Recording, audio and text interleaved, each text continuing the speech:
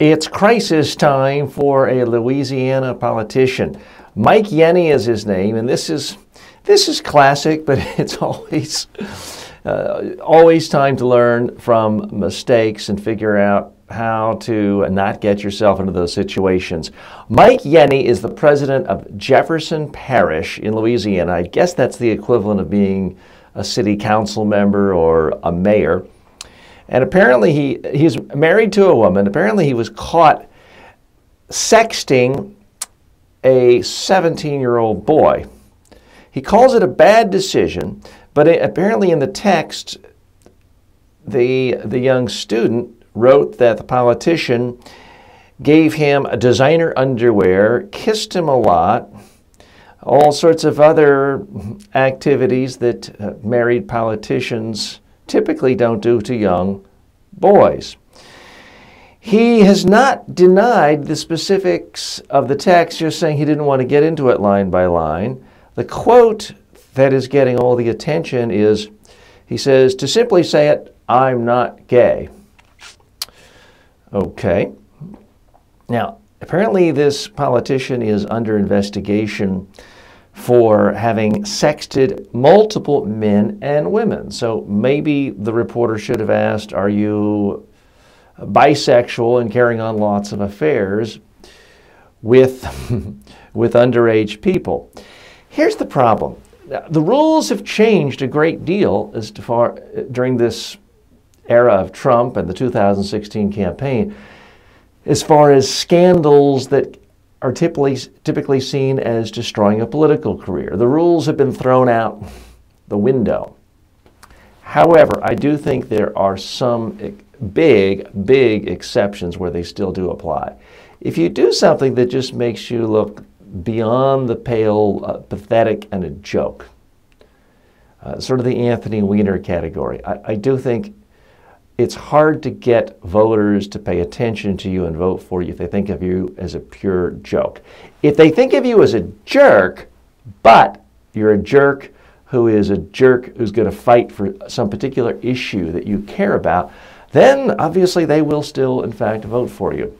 But if you're not seen as a spokesperson in a campaign where rage is in the air and you're a clear-cut vessel for people's rage, then issues like this are going to come back and I think destroy your career. I don't really see an easy way out of this for this particular politician.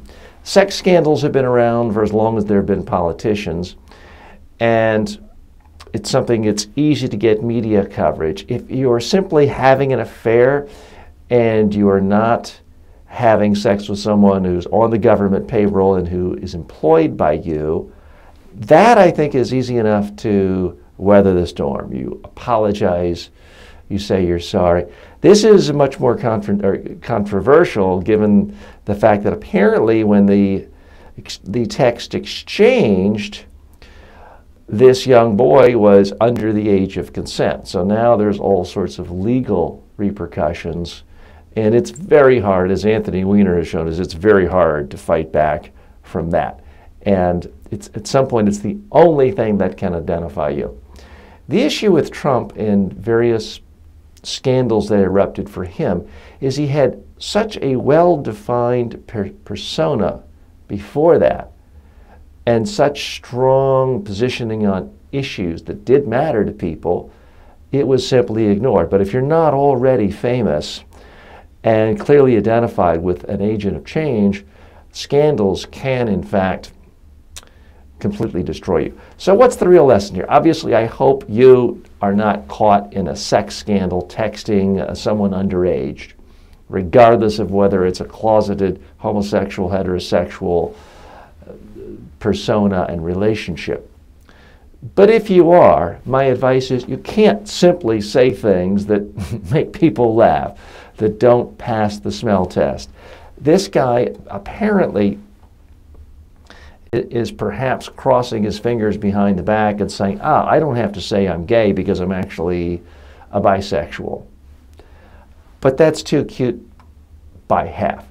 If the answer you put out strikes people as obnoxious, you can get away with that. I even think you can get away with lying, although I don't recommend that.